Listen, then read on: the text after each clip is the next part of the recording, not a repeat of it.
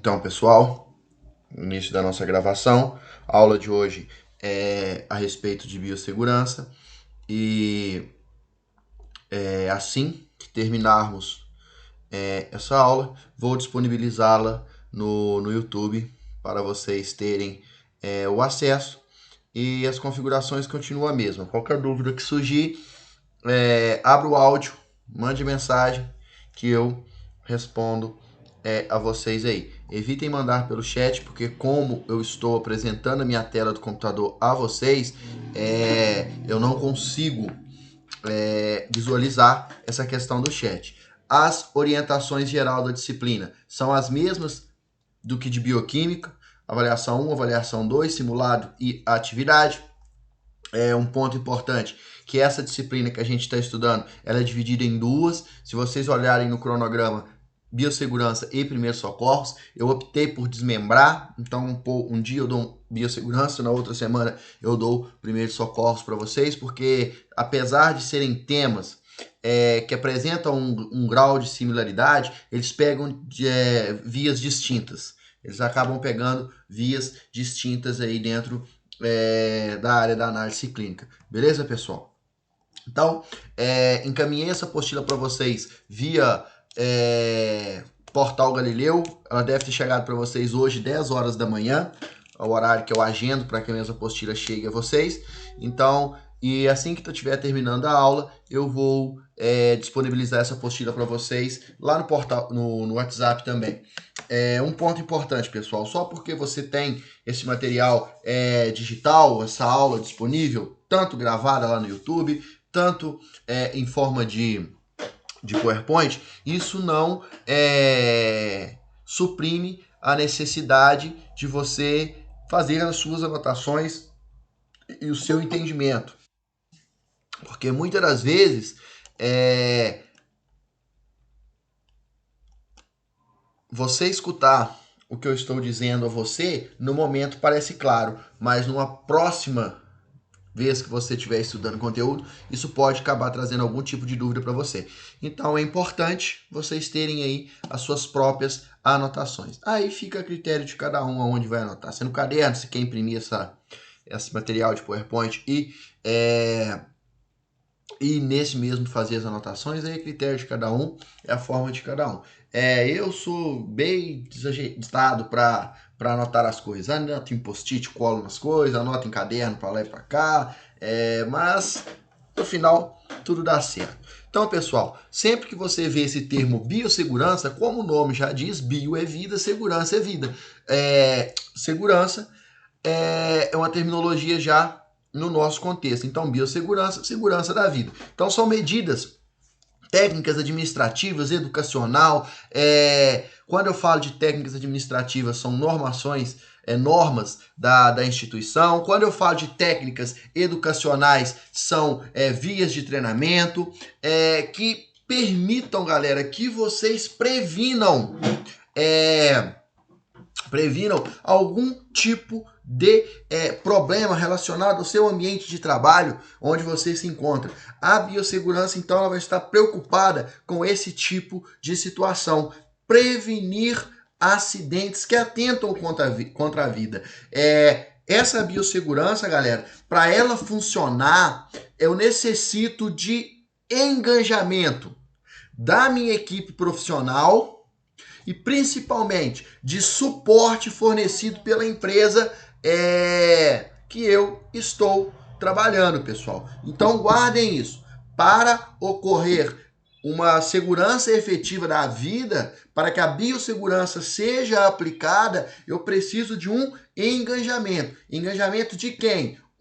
Dos funcionários do setor. E, principalmente, necessita de um suporte. Suporte fornecido por quem? Pelo empregador, pelo setor de trabalho. Olhe bem um exemplo. Não adianta nada. Não adianta nada você ter luva, jaleco, seringas de boa qualidade e o maquinário que você está trabalhando é um maquinário que oferece riscos físicos ao ao colaborador e não adianta nada o colaborador te dar um maquinário de primeira, você ter luvas, jaleco, óculos de proteção e você não utilizar. Então acaba que para ser efetivo, eu necessito que as duas partes trabalhem unidas.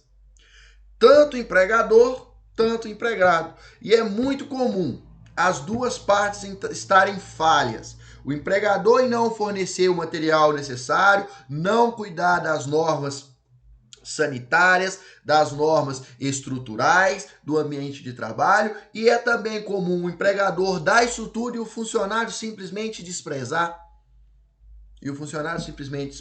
Então não façam isso. Toda medida que, por mais chato que pareça, normativas, leis, POPs, gente, isso é feito para proteger a vida de vocês, principalmente no nosso quesito, área da saúde. A gente tem contato com pessoas, então estamos sempre expostos a riscos biológicos, principalmente dentro de um laboratório de análise clínica, pessoal. Você está trabalhando com material contaminado.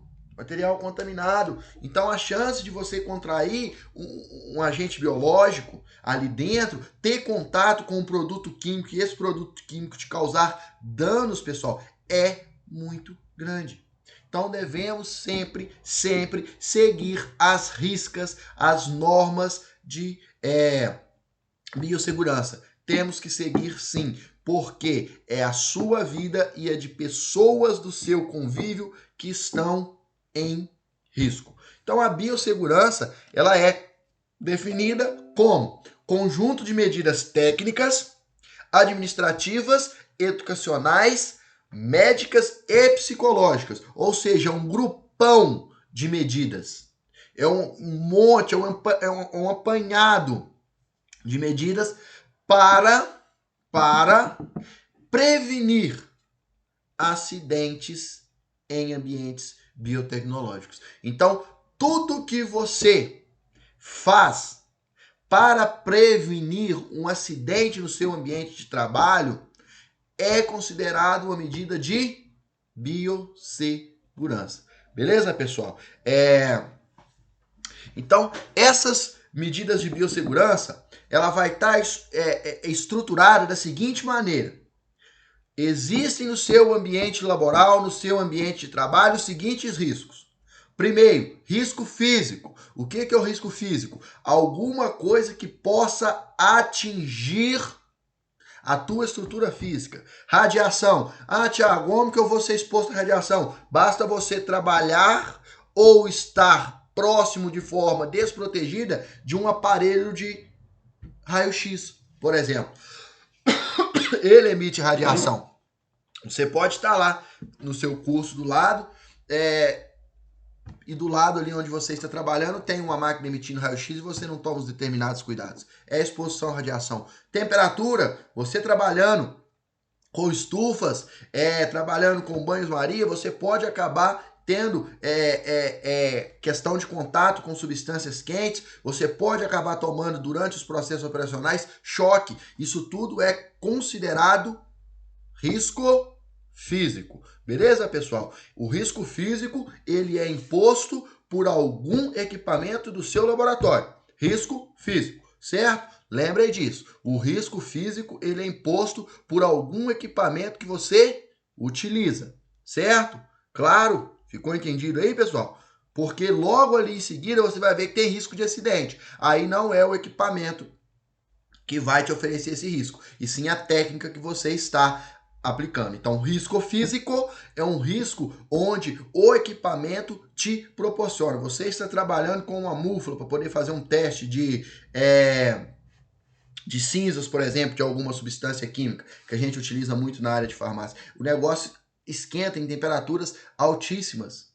Isso pode gerar uma queimadura em você. Você está trabalhando uma estufa para esterilizar um material, ou você está trabalhando com um autoclave para poder esterilizar um material, isso pode acabar gerando queimaduras em você. Então é risco físico, beleza? Um risco imposto pelo ambiente de trabalho, pelo local que você se encontra. Um ponto importante que eu quero que vocês guardem, que só porque a técnica é perigosa, não significa que ela não possa ser exercida. O risco, ele tem que ser quantificado, que a gente fala. Você tem que saber que ele existe, tem que ter as condições de prevenir e o material necessário para prevenir. A partir do momento que você conhece e consegue prevenir, você tem ciência e consegue prevenir, esse risco é aceitável e você desempenha o seu papel. Beleza, pessoal? Dentro de toda atividade que você esteja realizando, qualquer operação que você faça, por mais simples que ela seja, você está exposto a risco. Guardem isso. É aí que isso é importante. Então, pessoal, primeiro risco, risco físico. Segundo risco, risco químico. O risco químico, ele é oferecido por materiais químicos utilizados durante o seu trabalho. Reagentes, substâncias tóxicas que você emprega no seu trabalho. Então, risco químico está ligado a produtos químicos. Beleza, pessoal? O risco químico são riscos gerados por substâncias químicas. Exemplo, Thiago, queimaduras causadas por ácidos ou bases, gases tóxicos liberados pelo manuseio ou pelo preparo incorreto de substâncias químicas. Beleza, pessoal? Então, o risco químico vai ser gerado por um produto químico. Risco biológico, esse aqui é o que vocês mais vão estar exposto a ele. O risco biológico, pessoal, é o risco de você contrair um agente infecto-contagioso dentro do seu ambiente de trabalho. Vamos imaginar que você está trabalhando, analisando um escarro de um paciente com possível tuberculose.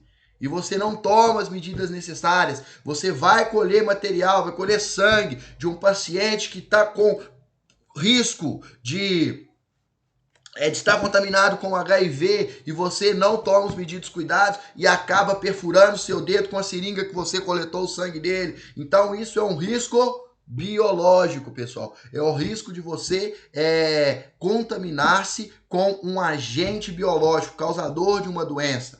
Isso não é difícil. Risco biológico na análise clínica é muito comum. Ele é o risco que você...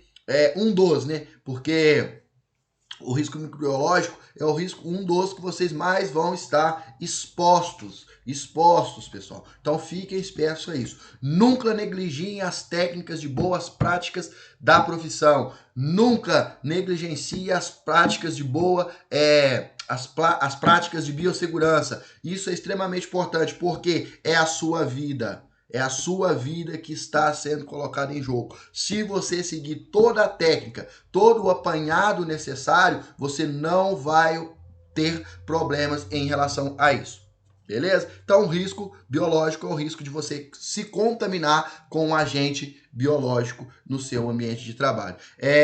Risco ergonômico. O que é o risco ergonômico? É o risco postural, pessoal. Você trabalhar curvado, carregando peso desnecessário, trabalhar em locais onde tem desnível, subir muita escada, descer muita escada, o piso não é o adequado, pouca iluminação, pouca ventilação. Então são riscos que vão interferir na tua estrutura física ao longo do tempo, principalmente no risco postural. Vocês, por exemplo, na coleta de sangue, vocês vão trabalhar muito curvado, porque a altura do braço do paciente durante a coleta, ela vai ficar baixa. Você, para poder fazer a punção da veia e a retirada de sangue, vocês vão trabalhar muito curvados, principalmente na hora de coleta. Isso gera problema postural na sua coluna, pessoal. Então lembrem disso, sempre tentem manter a postura ao trabalhar. Sei que no início é difícil.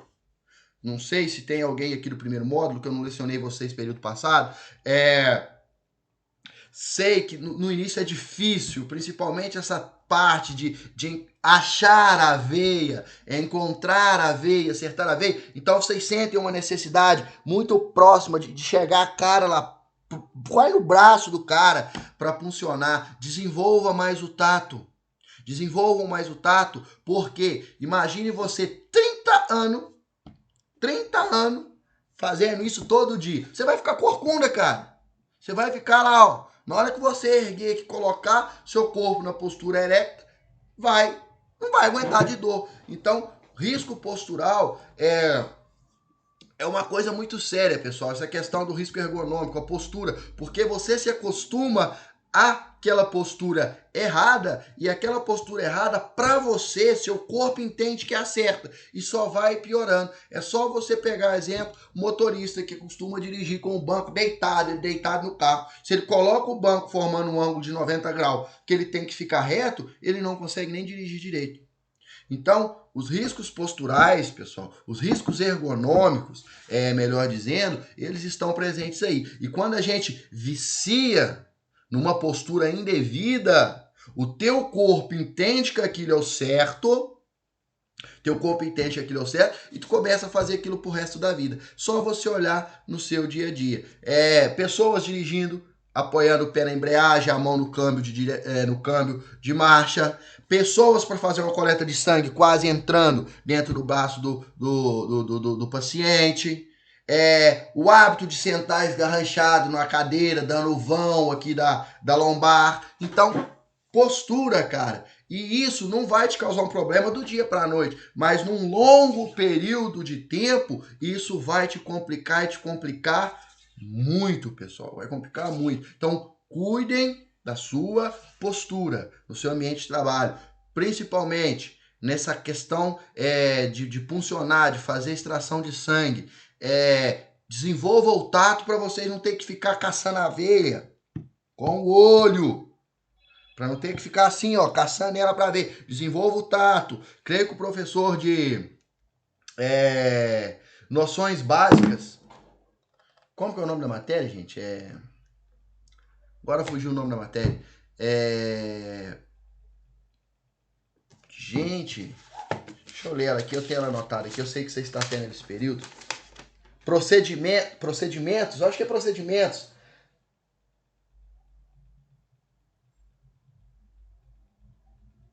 Fundamentos de análise, o professor de fundamentos vai passar isso para vocês, essa questão de como funcionar uma veia, como fazer uma extração de sangue, mas pensem nisso que o Thiago falou, desenvolva o tato, porque a mão sem luva é muito fácil você sentir, mas com a luva isso vai prejudicar um pouco vocês. Desenvolva esse tato para vocês não ficarem caçando a veia com os olhos. Porque você vai acostumar, no início você precisa disso, você vai acostumar com essa postura incorreta, vai levar isso para o teu setor de trabalho e com o tempo isso vai te dar problema na coluna. É tudo certeza, não é possivelmente não. Então, atente-se à sua postura, porque o teu corpo acostuma e ele entende que é certo. E as modificações acontecem. Quando você força uma postura indevida no teu corpo, ele adapta com aquela postura e a partir do momento ele quer sempre ficar daquele jeito. Então vocês ficam lá colhendo sangue o dia inteiro, vocês vão ficar assim, ó, corcundinha. Faz isso não.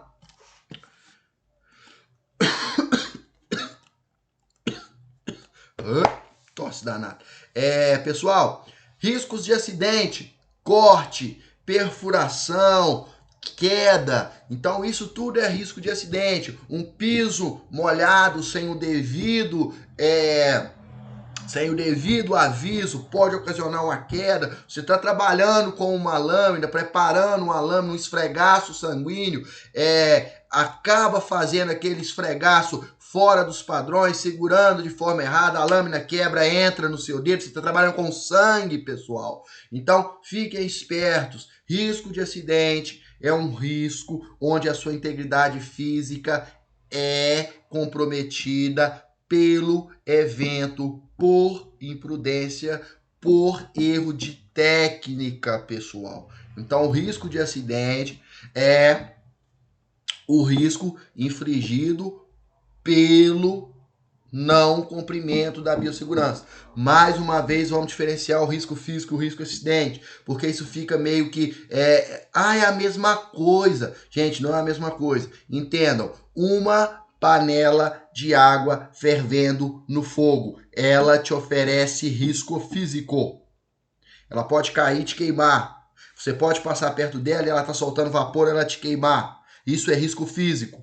Risco de acidente. Você está cortando uma batata com a couve, você distrai, uma batata com a faca, você distrai, pá, no seu dedo. Isso é risco de acidente. Beleza, pessoal? Sossegado? Uma panela de pressão fervendo no fogo, você pode estar longe dela, ela entope a válvula, buf, explode. Risco físico, te queima. Você está ralando queijo para fazer a sua pizza. Aí você tá lá ralando queijo, conversando, quando vê, vral, os dedos no ralador, risco de acidente. Leve esses exemplos fora da análise clínica para a sua vida, dentro do seu ambiente de trabalho. O aparelho que você está usando é perigoso, ele te oferece risco físico. Você teve um problema de técnica, um problema de negligência, risco de acidente. Então, tem essa diferença entre os dois. Gente, se é risco físico, se é risco de acidente, se é risco biológico, se é risco químico, todos eles colocam a tua integridade física, o teu corpo à prova de todas as maneiras, seja gerando machucado, seja gerando doenças, seja proporcionando infecções. Então, pessoal, independente de qual risco você assume, guardem, o teu corpo está na linha de frente. O principal prejudicado vai ser o teu corpo, beleza? Guardem isso e quais são os tipos de risco que estão aí descritos pra gente neste primeira parte aí, neste primeiro slide. E sem falar, obviamente, do risco psicológico. Esse risco psicológico, ele é um dos mais difíceis de controlar, tratando-se da nossa área de atuação, porque temos contato com o público. Temos contato com o público. Se você vai numa festa, você está indo porque você quer. Se você vai num cinema, você está indo porque você quer. Agora, se você vai no laboratório de análise clínica, você está indo porque você precisa. Então o cara quer chegar ali, ele quer ser atendido rápido e ele quer vazar fora. Só que o cliente, ele muitas das vezes não entende isso. Que tem protocolos a ser seguido, que tem técnicas a serem abordadas, que tem medidas preventivas e de segurança que devem ser tomadas por parte do técnico. Ele simplesmente, na cabeça dele, eu vou chegar, vou dar bom dia, vou sentar, vai colher meu sangue, eu vou entregar o potinho de urina, eu vou entregar o potinho de fezes, e eu vou embora. É isso que ele quer. Aí ele chega, só que junto com ele tem mais 50, 60 pessoas que querem a mesma coisa.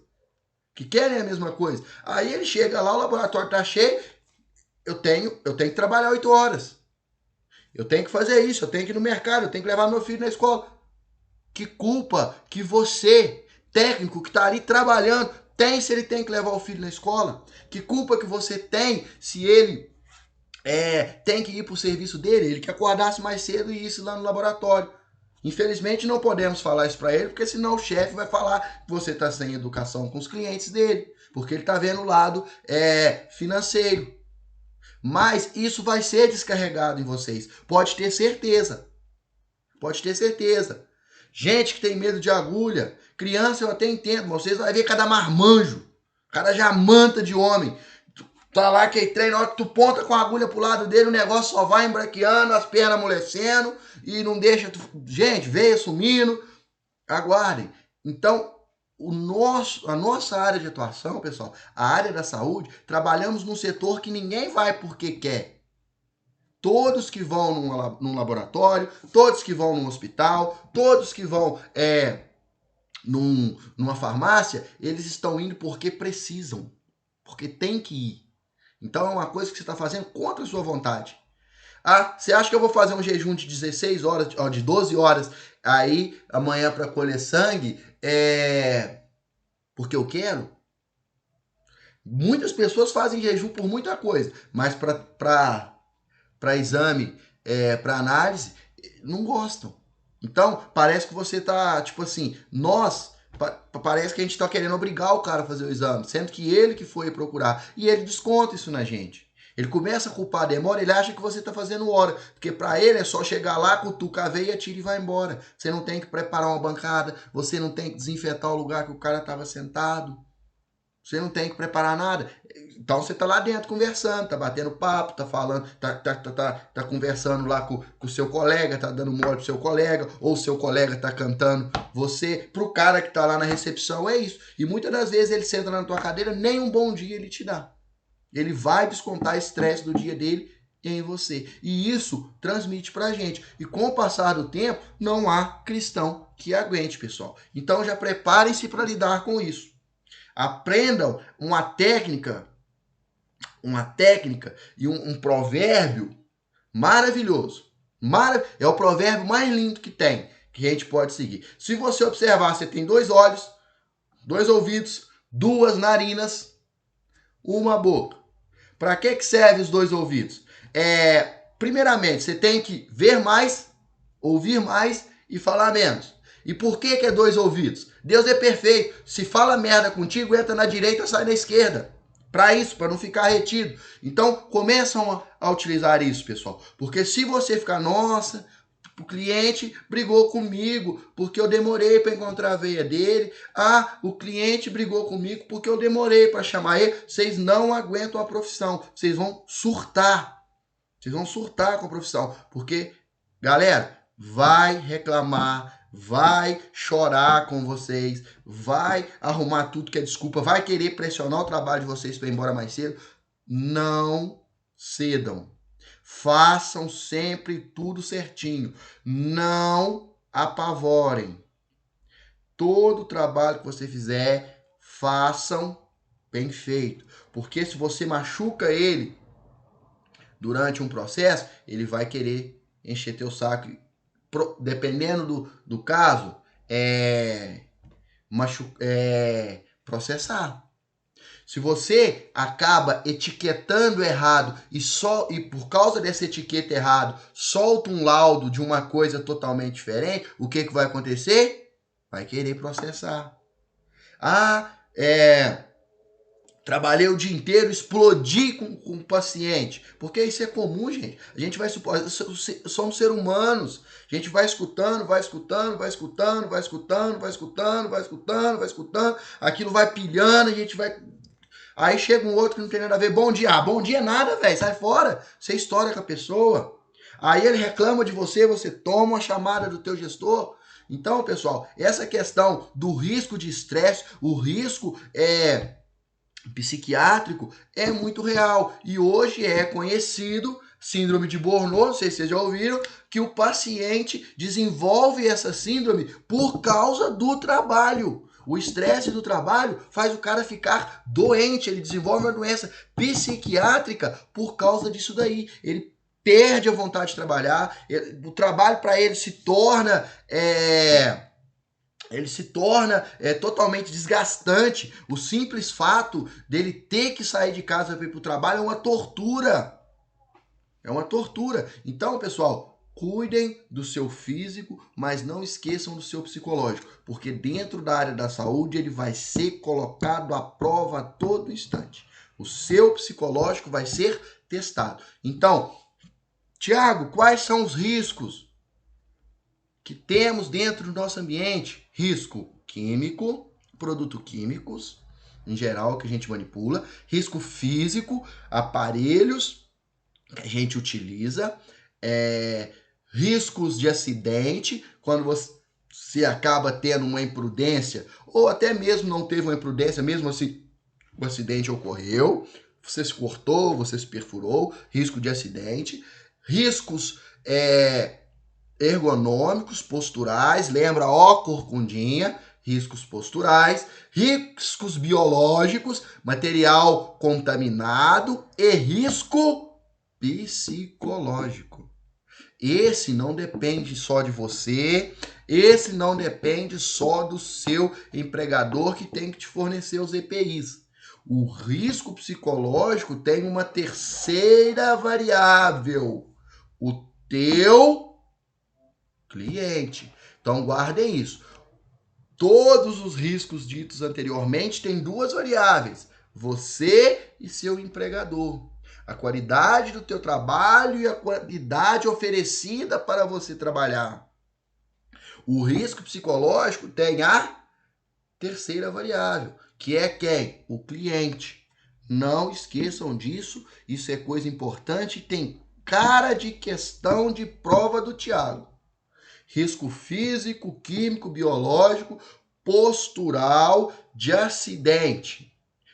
Duas variáveis, empregado e empregador, empregado e empresa. Risco psicológico, três variáveis, empregado, empregador e cliente. Não depende só de vocês dois, do empregado e do empregador. Depende do cliente. E lembra, ninguém vai em hospital, ninguém vai em farmácia, ninguém vai em laboratório porque quer. Vai porque precisa. E infelizmente é culpa nossa ele precisar de ir lá? Não, mas ele não entende isso. Então ele muitas das vezes acaba descontando em você, pessoal. Ele acaba descontando em você. Fiquem espertos com isso e desenvolvam a técnica milenar que eu ensinei para vocês. Entra na direita, sai correndo na esquerda. Ou entra na esquerda, sai correndo na direita. Depende do lado que você estiver trabalhando. Mas, por favor, gente, cuidem da sua saúde psicológica. Cuide da sua saúde mental. Porque é um risco que a gente é submetido todo dia dentro de um laboratório. É cobrança por parte do teu chefe, é cobrança por parte do dono do laboratório, se ele não for a mesma coisa, é cobrança por parte do paciente e é cobrança por nossa parte. Porque você vê um monte de gente te cobrando, você começa a se sentir despreparado, você começa a se sentir sem capacidade técnica. Isso é uma coisa que eu observo muito, gente. Todo mundo que estuda passa por isso. E a gente tende a culpar professores, instituição, só que não tem um culpado. A gente chega num terceiro período de análise clínica, igual eu cheguei no 9º período da minha faculdade, eu parei e pensei, gente, eu tô aqui, eu não tô sabendo nada. Tem 4 anos e meio que eu tô estudando nessa faculdade, feito um condenado, e não tô sabendo nada. Como assim? Cara, não é que você não sabe nada, é que você conversa, o teu grande grupo de pessoas que você conversa, eles sabem muito parecido com você. Uns um pouquinho mais, outros um pouquinho menos. Então, nada que você fala da sua área é novo para eles, então parece que você não sabe nada, porque você está falando uma coisa que outra pessoa sabe. A gente fala, o professor não deu aula direito, a instituição não forneceu isso, mas não é, cara, não é culpa sua e não é culpa da instituição, é porque você está dentro do ambiente onde as pessoas sabem, entendem as mesmas coisas que você, cara. Entendem as mesmas coisas que você, e isso te gera cobrança, isso afeta o teu psicológico porque você se sente despreparado. Quando você achar que você não sabe nada, você vai, por exemplo, na hora que voltar às aulas presencial, você sai da sua sala de análise clínica, vai lá na turma de administração e fala, vem cá, você, o primeiro aluno, vamos conversar um pouquinho aqui só para me fazer um teste. E na hora que ele começar a descarregar coisa de administração em você, ele vai ficar assim. E na hora que você conversar a respeito de análise clínica com ele, ele vai ficar do mesmo jeito. Por quê? Você sabe. Você sabe. Mas você tem um grupo que sabe também. Então te dá um sentimento que você não aprendeu. Não sei se tem alguém de terceiro módulo aqui. Creio que não. Acho que só a Ana Paula. Se for a Ana Paula que eu dei aula um tempo atrás, eu creio que é ela. A gente tem essa sensação. Que não sabe nada. Tô desconfiado disso já tem alguns dias. Então, pessoal, fiquem espertos com essa questão, porque isso tudo afeta o seu psicológico e pode acabar desencadeando uma doença psicológica. Beleza, pessoal? O risco psicológico, hoje ele é conhecido, quantificado e real. Assim como você tem chance de cortar ao trabalhar com uma lâmina, de se queimar a trabalhar com um material que forneça calor, você tem a chance de surtar devido à pressão do seu trabalho. Show? Ficou claro, pessoal? Entendam isso. E menos cobrança, acredite no seu potencial, trabalhe sempre com ética e dentro dos processos operacionais. Nada de fazer as coisas correndo porque o cara tá com pressa, porque eu tenho 15 caras para atender. Ah, tem 15 pessoas para fazer coleta. As 15 pessoas esperam, cara. Porque tu pode coletar de 14 perfeito. Se tu fizer algo errado com o 15º, tu vai ter problema. Então, façam as coisas dentro do tempo correto. Nada de correria. Nada de correria. E deixa entrar de um lado e sair do outro. Se você faz errado, os primeiros que te apressaram são os primeiros a apontar o dedo para você e falar que você é incompetente, que você não tem preparo. Guardem isso. Biossegurança não é brinquedo, porque você está protegendo a sua vida, a vida dos colaboradores que trabalham com você e a vida do teu paciente. Então façam as coisas com atenção,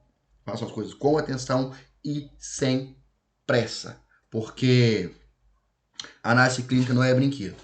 O mínimo que você vai causar é um transtorno muito grande na vida da pessoa. Imagina que você colhe o sangue de um indivíduo. Vamos pegar uma hipótese. Um casal vai lá fazer um exame qualquer para ver DST. Quer fazer um exame bem completo para ver DST. Claro que isso não é comum ocorrer dentro de um laboratório de análise clínica, mas você pode trabalhar numa prefeitura no setor de infectologia da cidade. Aí vai lá. Você lá na sua correria, você mistura o material genético ou material biológico que você coletou para fazer esses testes sobre as DSTs e pega um homem, uma mulher e uma terceira pessoa contaminada. Você, sem querer, troca isso daí. Você vai causar a separação de um casal, velho. O cara vai aparecer contaminado com a doença. Você vai causar a separação do casal. E isso vai acabar, de certa forma, refletindo em você aí, que esses processos de dano moral, dano material. Cuidado, gente. Cuidado. Laboratório não é brinquedo. Guardem essa ideia aí. Pessoal, o objetivo. Qual o objetivo dessa biossegurança? A segurança no local de trabalho, pessoal, ou seja, onde você desempenha a sua função, que você foi preparado para ela, é garantir que não ocorra acidentes e que os riscos sejam conhecidos, quantificados, prevenidos, para quê? Para esse risco ser minimizado. Beleza, pessoal? Então o risco pode existir. Se você conhece e se prepara, esse risco é minimizado. E você possa exercer a sua profissão com segurança. Beleza, pessoal? E como eu disse para vocês, a instituição, o local de trabalho, ele deve oferecer uma base firme para o seu trabalho. Ele tem que te fornecer as medidas necessárias para você trabalhar, beleza, pessoal? Ele tem que fornecer segurança para você. E, por outro lado, você tem que aderir a essas normas, a essas técnicas, a esse material de segurança, pessoal. Então, como eu disse para vocês, é uma via de mão dupla. É fornecido, é utilizado. Se não é utilizado, fornecimento se torna inútil. Se não é fornecido, você vai utilizar o quê? Então guardem isso daí. Empresa e funcionário. Empresa fornece, funcionário usa. Um ponto que eu quero que vocês guardem, pessoal, é que, infelizmente, as empresas, muitas empresas, claro, não são todas, acabam comprando meio que as coisas por atacado. Aí ela olha lá, vê o quadro de funcionário dela, aí tem um homem grandão lá com a mão de jogador, com goleiro de futebol, uma mão desse tamanho. Aí tá lá você, toda pequenininha, toda delicadinha, com a mãozinha pequenininha. Aí vai lá o setor de RH, o setor de compras, nem é o setor de RH não. Os caras vai ver que não tem noção nenhuma de que é a área da saúde. Fez um curso de administração, tá lá. Ele só tá pensando em economizar. Aí ele olha, tá lá aquele monte de gente com aqueles mãozão. Tá lá só você, miudinha, com as mãozinhas pequenininha, fininha. Nós temos que comprar umas luvas pra esse pessoal, né? Mas olha pra você ver, o povo aí tudo tem a mão grande, só aquela menininha ali que tem a mão pequenininha. Vão comprar essas luvas tudo grande e ela dá um jeito. E E aí usa essa luva grande mesmo, porque se nós comprar a pequena para ela, não vai caber na mão. Na hora que o grandão ali for calçar, a luva não vai entrar na mão dele. Pessoal, se a sua mão é pequena, você precisa de uma luva pequena. Se a sua mão é grande, você precisa de uma luva grande. Se a sua mão é média, você precisa de uma luva média. Tem que calçar adequadamente. Do mesmo jeito que um sapato pequeno incomoda teu pé e um sapato grande te deixa desengonçado, uma luva pequena vai tirar tua flexibilidade da mão, que a tua mão vai curvar, e uma luva grande vai te deixar desengonçado, cara.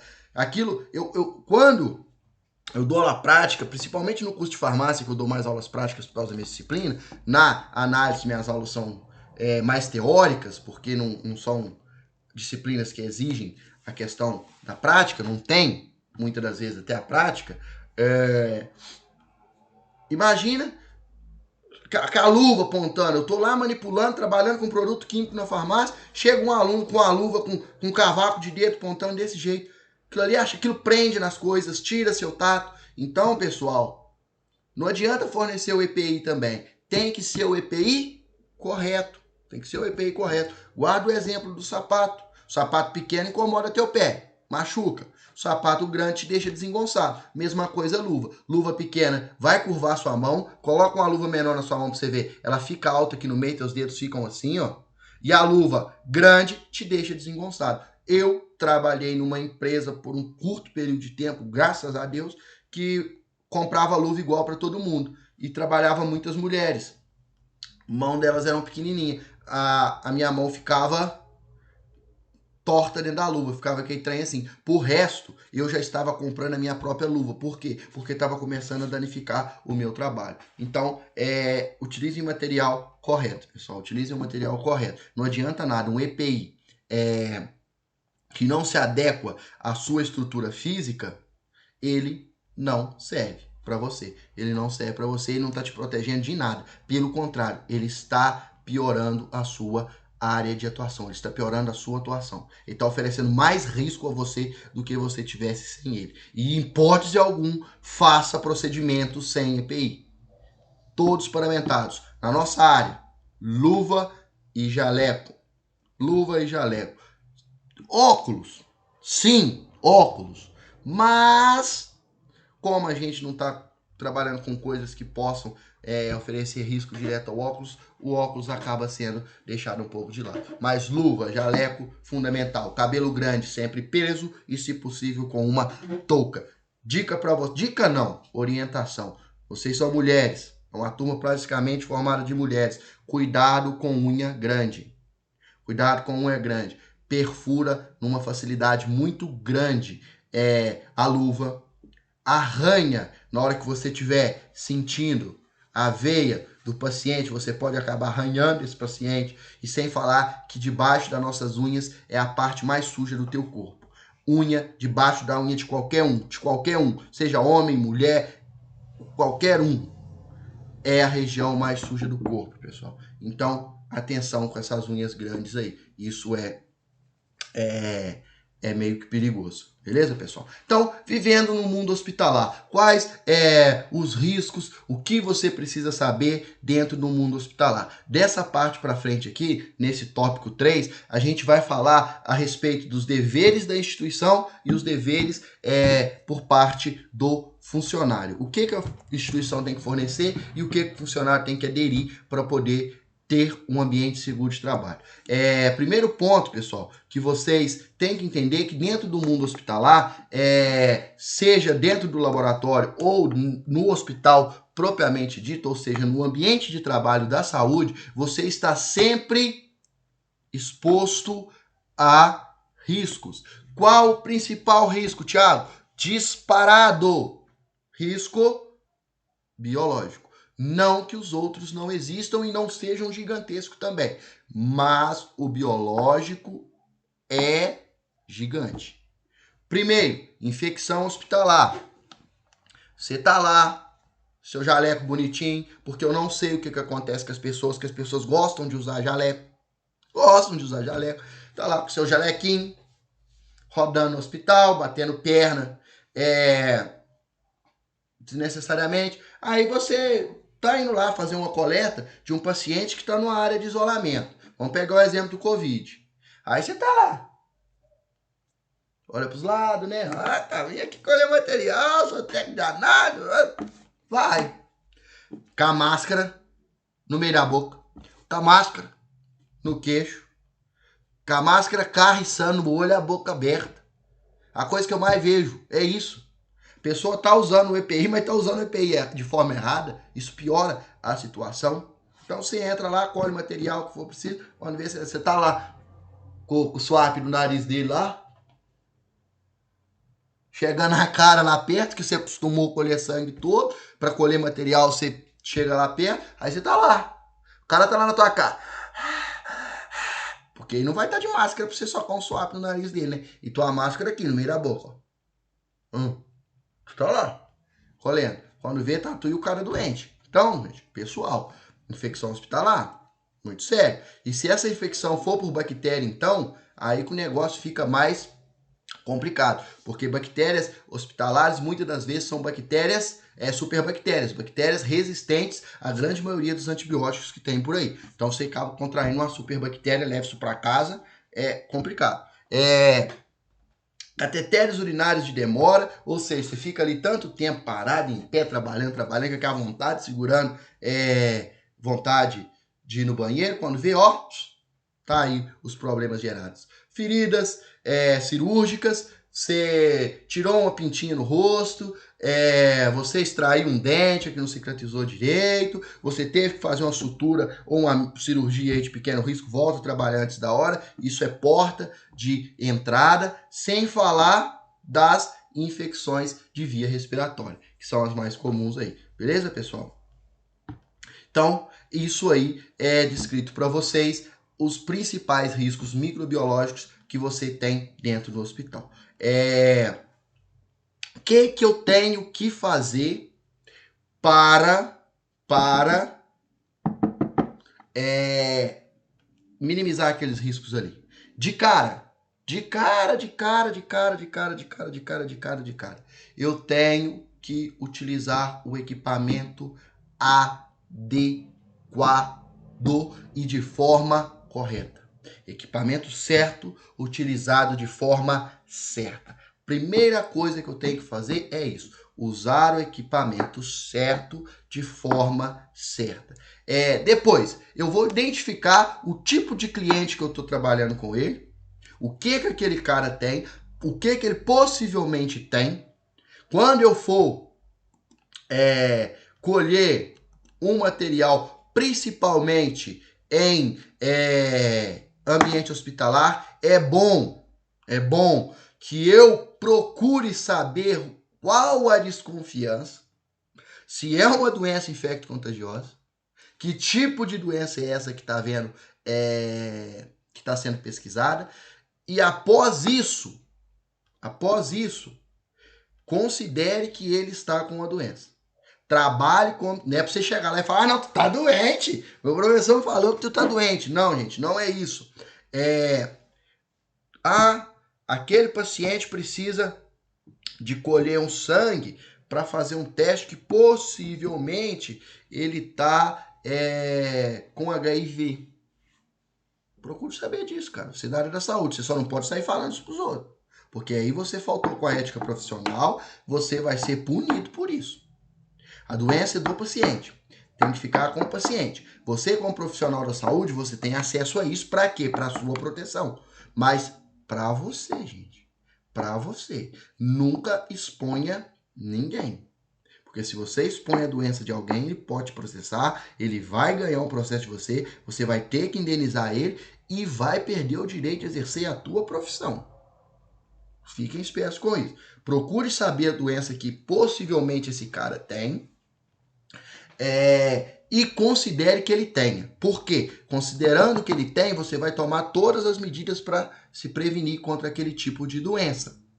Beleza, pessoal? Se ele tiver, você se preveniu. Se ele não tiver, bom para ele, bom para você que não se submeteu ao risco de contágio. Fiquem espertos com isso. Beleza, pessoal? E trabalhamos no setor a doença é coisa particular. O paciente tem a opção ou não de expor ela para terceiros. O profissional da saúde tem o direito de saber para trabalhar com esse paciente. Mas o profissional da saúde tem a obrigação de ficar calado. Lembra do que eu falei? Vê mais, escuta mais, fala menos. Calado, porque isso é crime, pessoal. Expor a imagem de terceiros, sair falando que o cara tem doença, isso te traz complicações. Então, você tem todo o direito de saber para você se prevenir. Você tem todo o direito de saber para você se prevenir, mas você tem a obrigação de não espalhar isso para terceiros. Então, eu tenho que identificar os clientes contagiosos e o que possivelmente esse cliente tem. Se eu não conseguir esse acesso, não conseguir saber a desconfiança de qual patologia que é, o que eu faço?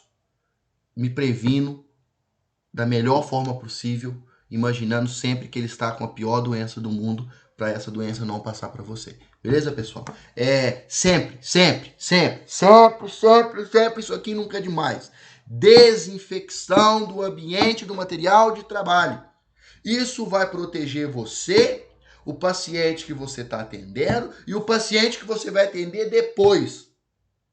Beleza, pessoal? Então, desinfetem o local de trabalho.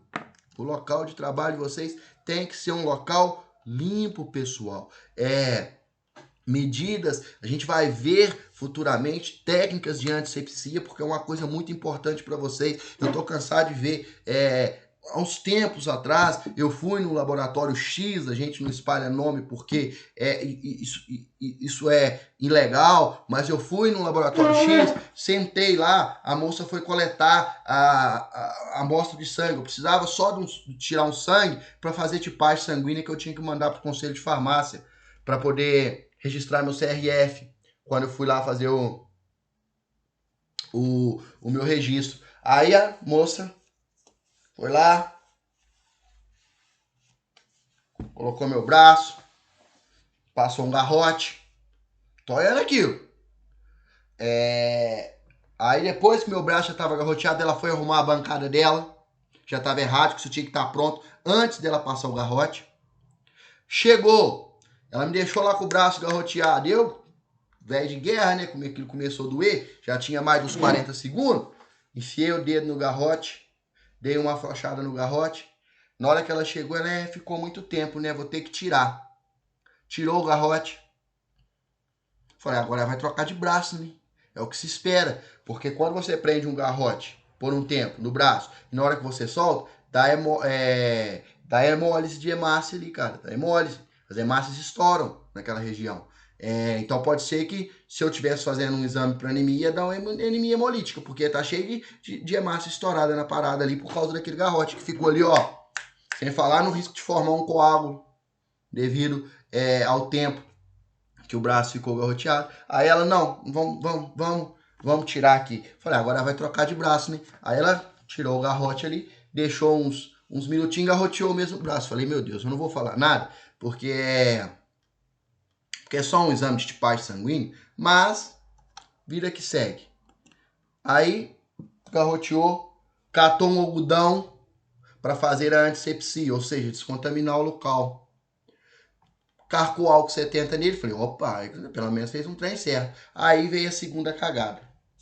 Esfregou para baixo, para cima, para baixo, para cima, para baixo, para cima. No meu braço. Falei, gente. Quando você for limpar uma região, pessoal, você tem duas opções. A mais correta e mais usual. Limpa para baixo. Vai girando o algodão, volta, limpa para baixo. Ah, Thiago, mas eu quero limpar para cima. Pode. Limpa para cima. Nada de desceu, subiu, desceu, subiu, desceu, subiu. Gente, isso não tá fazendo antisepsia nenhuma. E para piorar, quando eu aperto meu punho, mesmo sem garrote, minhas veias já estufam. Eu tô lá com a mão fechada, o braço já tava quase dando uma gangrena de tanto tempo que tava garroteado. Ela pegou os dedinhos e disse que é para poder a veia ficar mais fácil. Rapidinho meu braço tava vermelho que nem um pimentão. A sorte que a minha veia é fácil de achar. Fácil de achar. Senão ela não tinha tirado meu sangue. Ou seja, a técnica dela foi errada desde a hora que eu sentei na bancada para ela coletar até a hora que eu sair de lá, velho. Porque só foi lambança atrás de lambança. Falei nada, né? Porque com certeza ela passou por um treinamento. Quem tinha que ter visto isso era o bioquímico do laboratório. Nunca mais voltei no laboratório. Pessoal, então, façam técnicas de desinfecção, mas sempre que você for fazer uma técnica de desinfecção, essa técnica tem que ser feita de forma correta.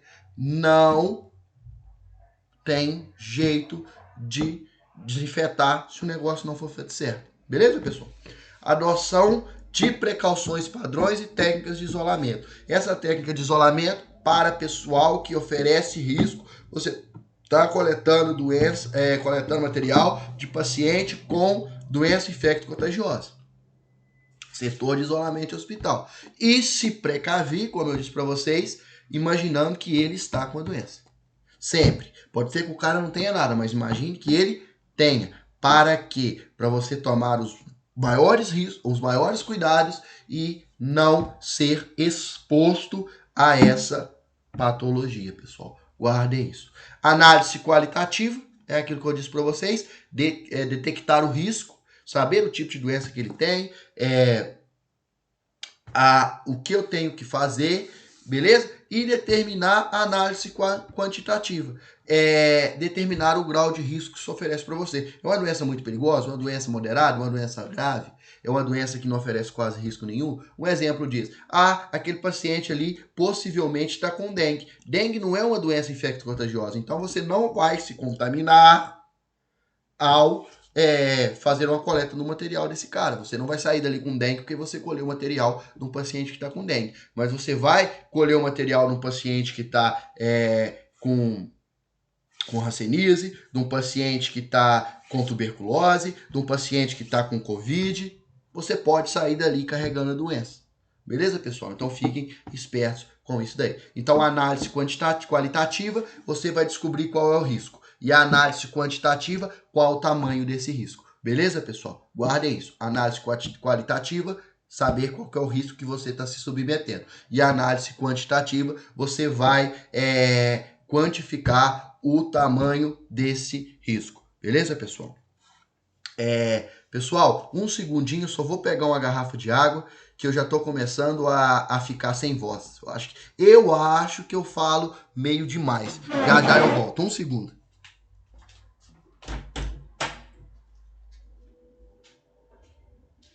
Fala, Leandro. Beleza? Então, vou atender, cara. Apareceu um problema aqui. E eu vou deixar até o final da semana que vem. Final da semana que vem, sábado de manhã, eu tô indo.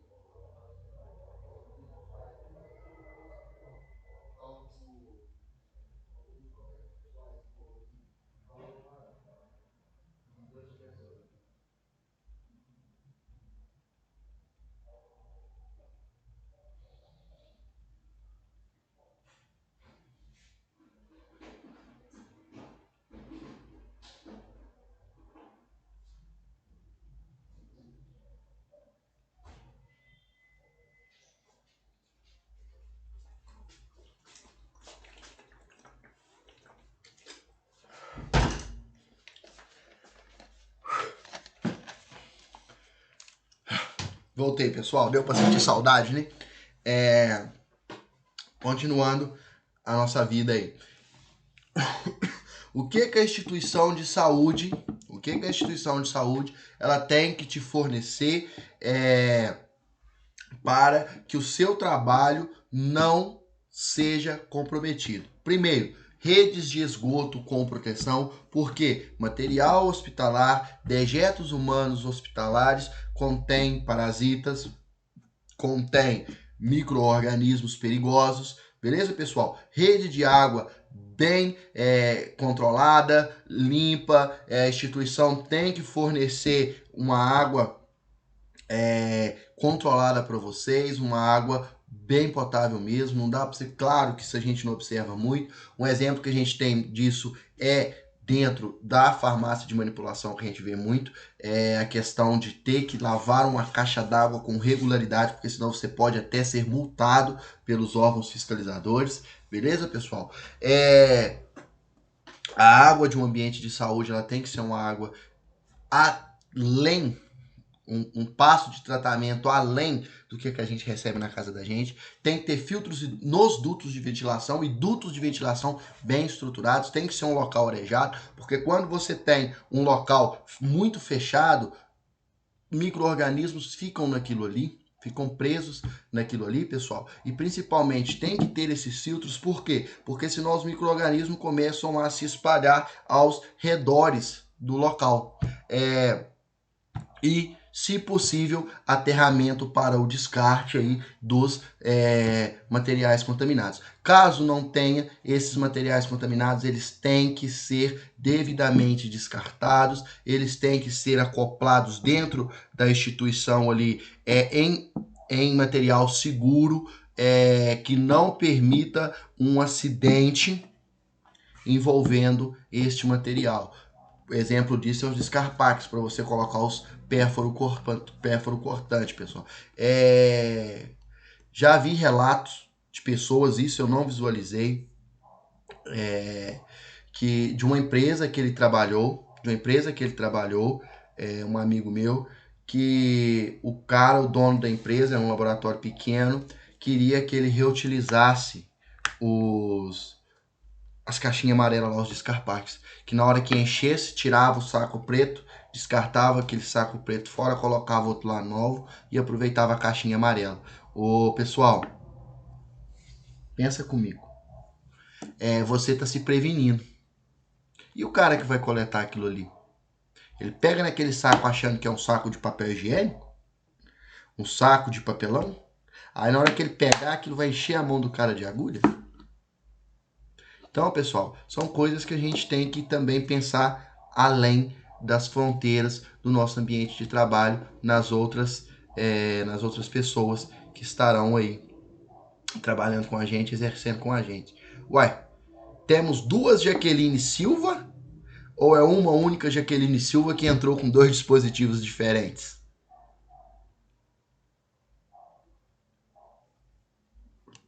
Porque se for duas, na hora que tiver prova, por favor, coloque o nome completo de vocês para poder não fazer confusão, hein, gente? Por favor, hein? Seguindo, pessoal. Atender à vigilância sanitária. Beleza, pessoal? Atender à vigilância sanitária. Tem que respeitar as normas da vigilância sanitária, pessoal. Isso é obrigado por lei. E a portaria 1884 de 94 do Ministério da Saúde. Ela descreve as responsabilidades necessárias. Manutenção preventiva dos equipamentos. Você não tem que esperar estragar para rever a qualidade do seu equipamento, para rever o funcionamento do seu equipamento. Beleza, pessoal? Mobiliário adequado, isolamento contra chumbo, se você trabalhar num setor que necessite disso. Obviamente, se você não trabalha, isso não é necessário. Isolamento de eletricidade, proteção contra incêndios. Beleza, pessoal? Isso tudo tem que ter ali dentro do laboratório. E, obviamente, saídas de emergência, área bem iluminada e de preferência com excelente ventilação. Por quê? Para não acumular material infecto contagioso ficar acumulado, preso ali. Quando você tem circulação de ar, o ar acaba levando esses trem embora.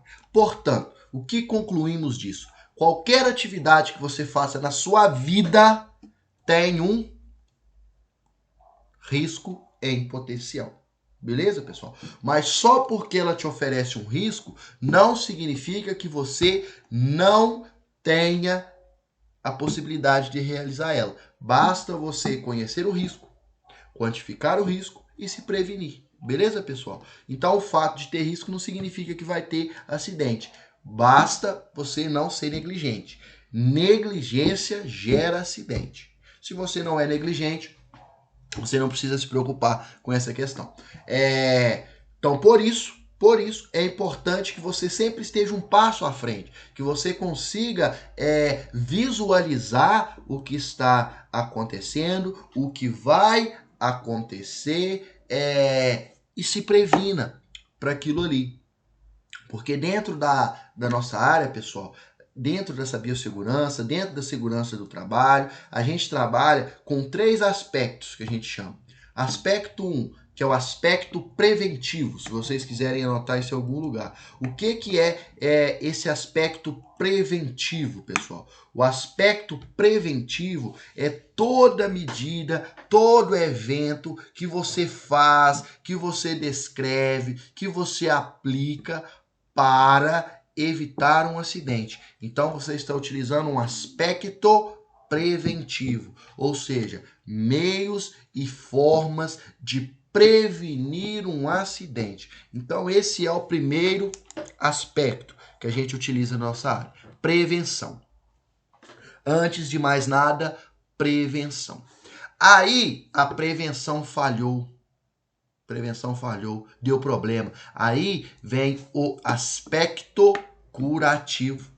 O que é esse aspecto curativo? Você vai tentar reverter o problema ou minimizar este problema.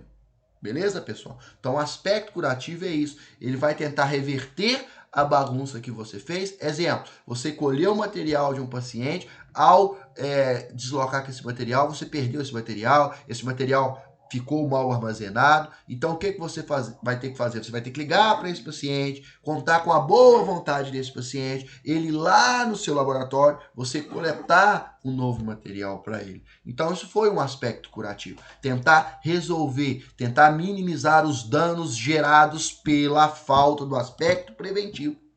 Então, primeiro é o aspecto preventivo. Beleza, pessoal? Você vai prevenir, você vai cuidar, vai se garantir para que nada aconteça. Deu ruim, aconteceu. Entra em questão o aspecto curativo. Você vai tentar reparar os danos. Você se contaminou, você vai tomar medicação, vai tratar para poder ver se você consegue. Ou você reverte ou você minimiza, dependendo do que aconteceu. Esse é o aspecto curativo.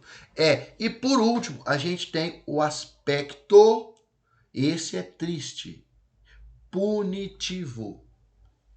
Ou seja, ou aspecto repressivo, como ele é descrito na literatura. O aspecto repressivo, galera, é o aspecto onde você vai responder legalmente pelos seus atos contra terceiros, contra prejudicados. Se o prejudicado pelo seu ato imprudente for você, não vai ter como esse aspecto repressivo ser aplicado, porque como tu vai se autoprocessar? Mas se o seu ato interferir na vida de um terceiro, ele vai, de uma forma ou de outra, acabar entrando contra esse aspecto repressivo e você vai ser punido judicialmente pelo seu erro. Então, para quem quiser anotar, estou repetindo de forma vagarosa. Aspecto 1, chamado de aspecto preventivo. Aspecto 1, chamado de aspecto preventivo. O que um aspecto preventivo visa? Evitar o acidente. Ponto. Aspecto 2, aspecto curativo. O que esse aspecto curativo faz? Ele tenta minimizar e, na melhor das hipóteses, reverter o dano gerado. O aspecto curativo só vai ser necessário quando o aspecto preventivo falha. Então, o preventivo previne, o curativo remedia, corrige. Beleza, pessoal? Show? E por último, você tem o aspecto repressivo, onde você será responsabilizado pelos seus atos.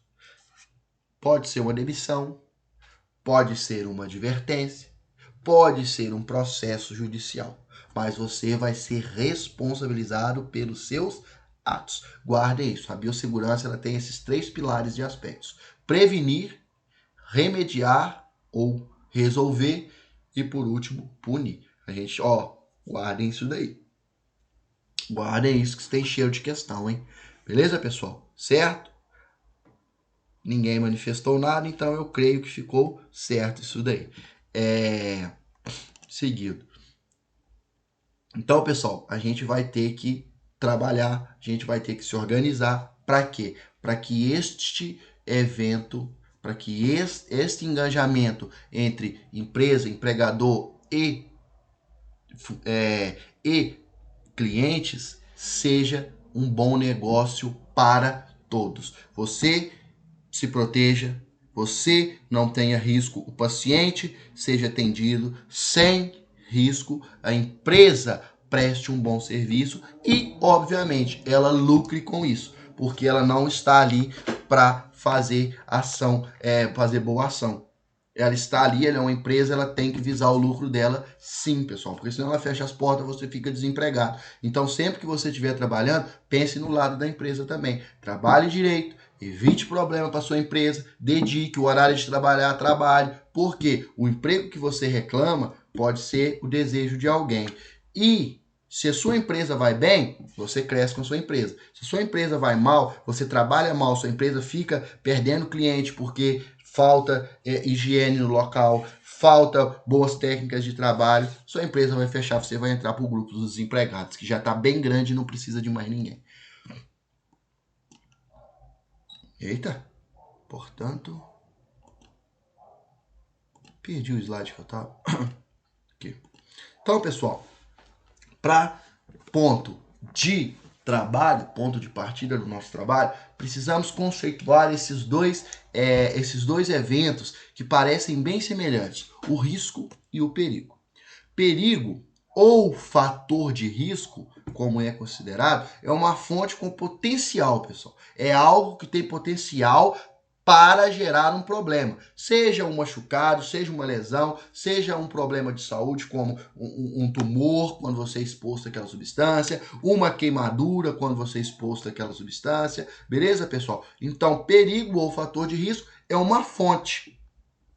Um bico de Bunsen, que você está com ele aceso para esterilizar uma haste para fazer uma cultura numa placa de Petri, é uma fonte de perigo. Você pode se queimar com aquilo ali, você pode colocar fogo nas coisas com aquilo ali.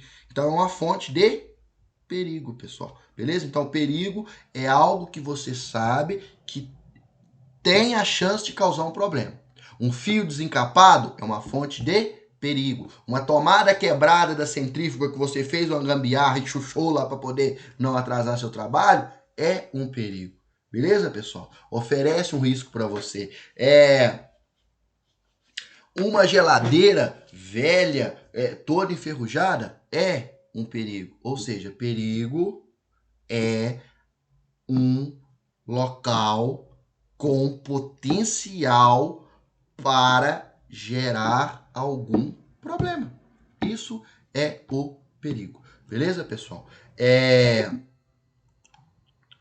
E o risco é a probabilidade de algo acontecer.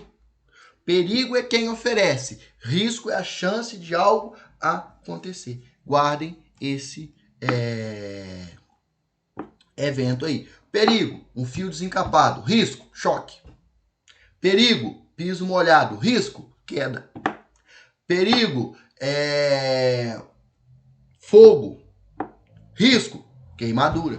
Beleza, pessoal? Então, o perigo é a fonte e o risco é o que pode acontecer. Trazendo isso aí para uma linguagem para a gente. Toda operação, pessoal, operação do trabalho, ela é quantificada, ela é classificada de acordo com uma escala chamada de grau de risco. Aí você tem grau de risco, número de risco, que vem em cima dessa questão. O que vem a ser o grau de risco? O grau de risco, pessoal, é uma escala numérica que qualifica todas as funções regulamentadas. Então, todas as funções regulamentadas são classificadas de acordo com esse grau de risco. Onde você tem a que oferece menor risco, classificada como 1, onde a empresa não precisa se preocupar muito com essas questões aí voltadas a risco físico, risco ocupacional, ou seja, o risco é baixo. Por mais que ele exista, ele é muito baixo. E você tem o grau de nível 4, onde você tem a maior quantidade de risco. Ou seja, você tem uma operação extremamente perigosa. Beleza, pessoal? Então, guardem isso. Ó, risco 1, risco muito baixo. Ou seja, a função que você desempenha é uma função que não oferece quase risco algum a você, seja ele físico, biológico, psicológico, de acidente e assim sucessivamente. Risco 2 é o risco baixo. Tem risco, mas ainda é um risco baixo. Risco 3, grau de risco 3, risco médio. Ou seja, a sua operação já tem um risco considerável. Risco 4, grau de risco alto. Ou seja, o limite dessa classificação aí. Ou seja, o risco naquele ambiente de trabalho é extremamente perigoso. O que você vai fazer ali é uma coisa que requer atenção máxima, EPIs extremamente qualificados, porque é um risco alto. Tiago, como que eu vou saber isso? Deixei um link para você aqui, basta você abrir, vai abrir uma tabela da NR4, pessoal, que é a normativa que regulamenta isso, só que é uma tabela muito grande, então você tem que ter a paciência para encontrar a sua função ali. Assim que ela abrir aqui, eu vou mostrar para vocês. Claro, não vamos ficar pesquisando, achar ali técnico de laboratório de análise clínica, porque vai demorar para caramba, é muita coisa. Mas quem tiver essa curiosidade para saber qual o grau de risco de atuar num laboratório de análise clínica, ele vai estar descrito nessa tabelinha aí, pessoal.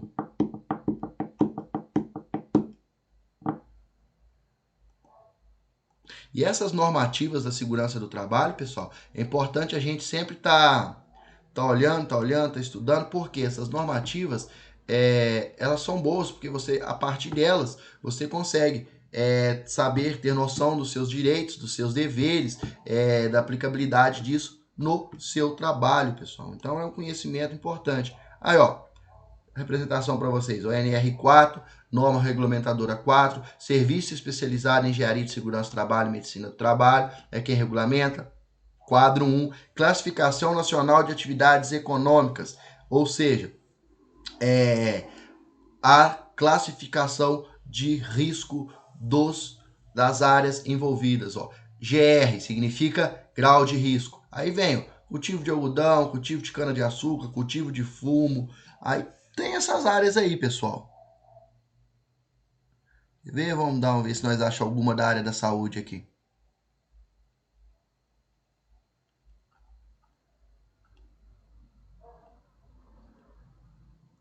Gente, mas é tanta coisa. E assim você vai aí, ó, passando as próximas páginas.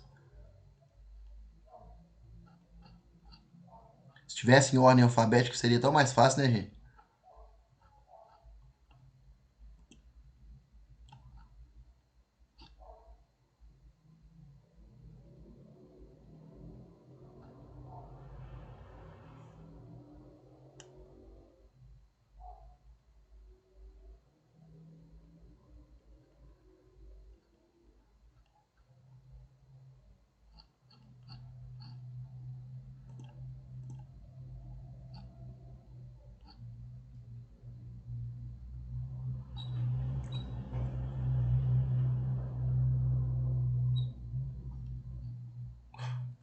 Essa aqui já se aplica a vocês, quer ver? Ó? Cadê? Eu vi o trem aqui, gente. Ai, perdi. Tava falando a respeito de transporte. Essas pessoas que o laboratório manda para fazer coleta em outras cidades. Isso também oferece risco à integridade de vocês.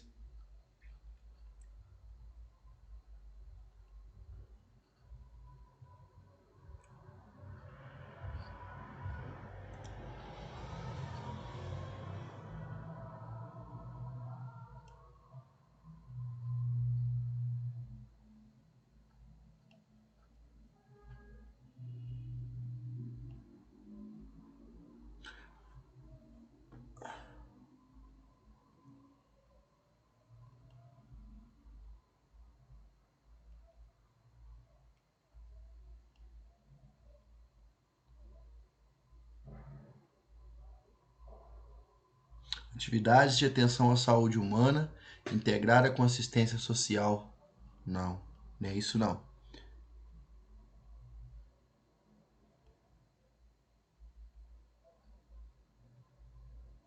Essa passada de olho eu não encontrei, pessoal. Mas essas nossas atividades são descritas nessa tabela e ela vai vir com esse código de risco pra gente aí. Quem tiver essa curiosidade, depois dá uma pesquisada aí que vocês vão estar encontrando esses conteúdos aí.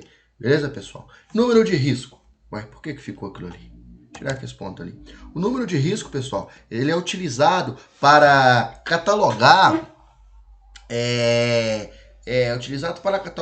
substâncias que a gente utiliza no nosso dia a dia aí dentro dos diversos áreas, diversas possíveis atuações dos profissionais da área da saúde. Então é um número que cada substância com risco real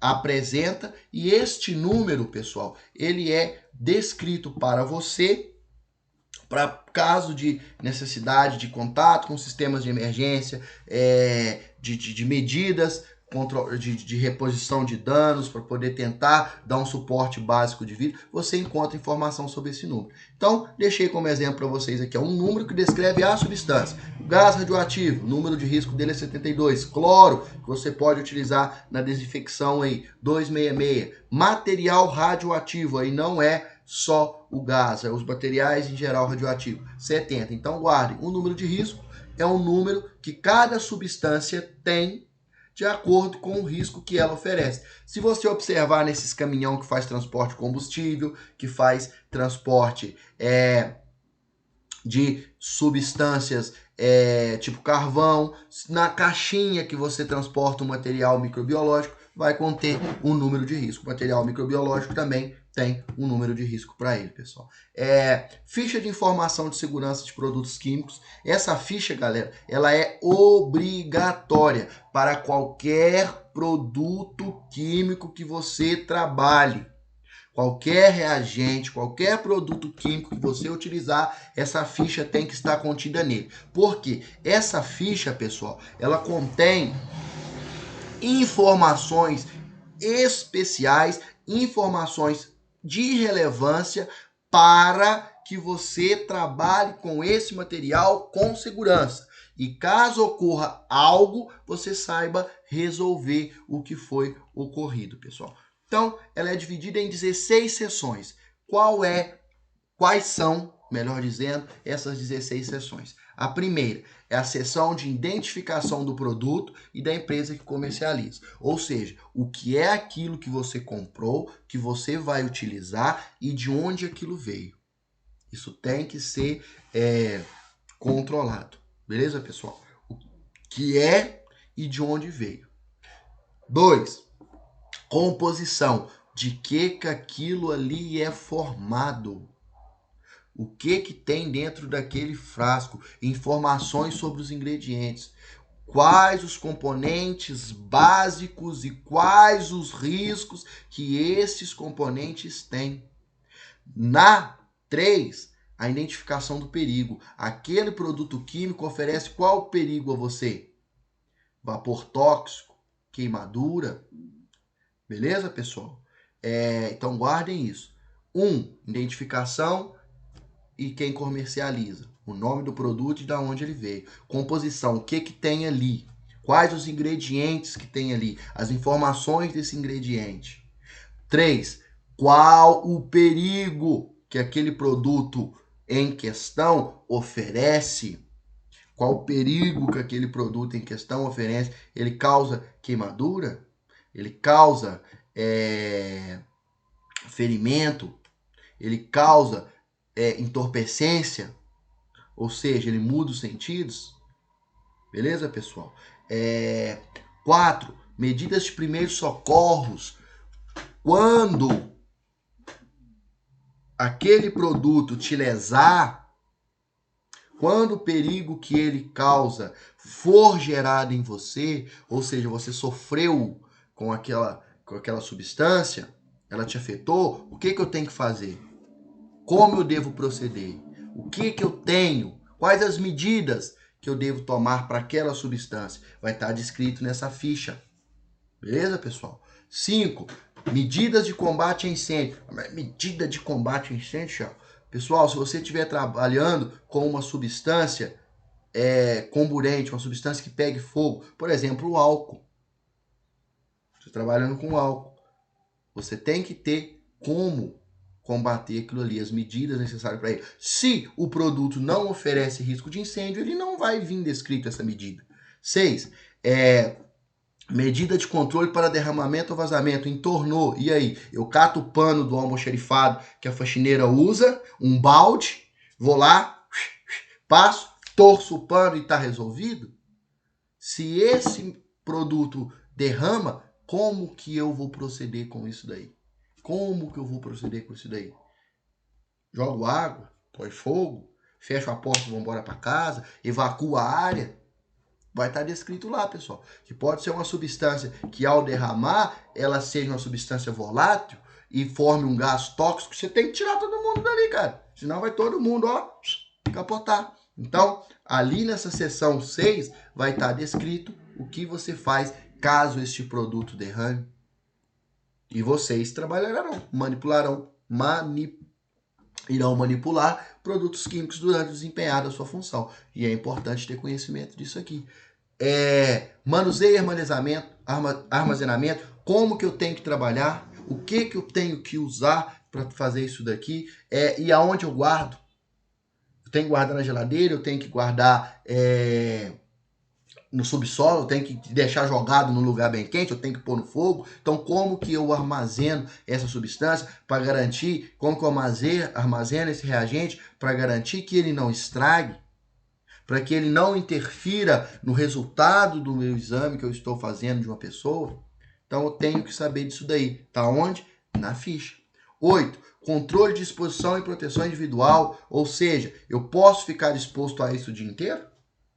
Ou eu tenho que ter um limite de exposição, tipo 10 minutos, 15 minutos? E o que eu tenho que usar para ser exposto a isso? Quais os EPIs necessários? Propriedades físico-químicas, ponto de ebulição, ponto de fusão, se é um ácido, se é uma base. Eu tenho que saber isso, o tipo disso. 10. Estabilidade e reatividade.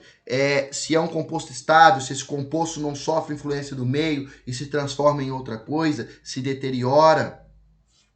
É reativo, eu posso misturar com outras coisas ou eu não posso misturar com outras coisas? Se eu misturar, será que gera o quê? Então tem que estar descrito. É tóxico? Subnível 11. Tem propriedade toxicológica? Tem que ser respondido também. Se a substância tem essa propriedade toxicológica. 12. Informações ecológicas. Como que eu descarto? Como que eu utilizo?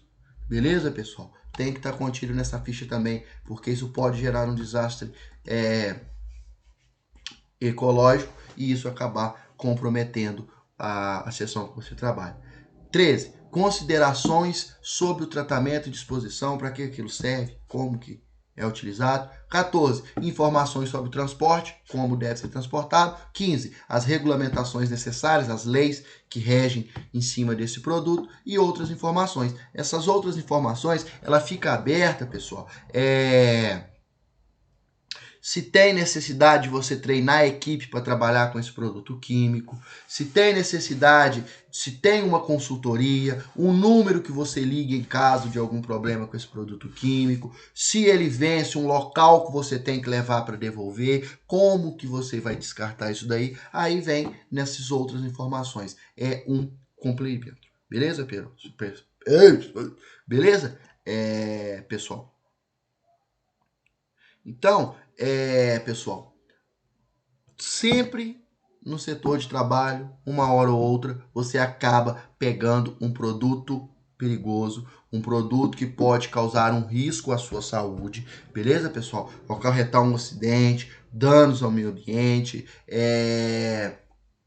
problemas a terceiros, beleza? Então, pessoal, esses riscos, eles são divididos.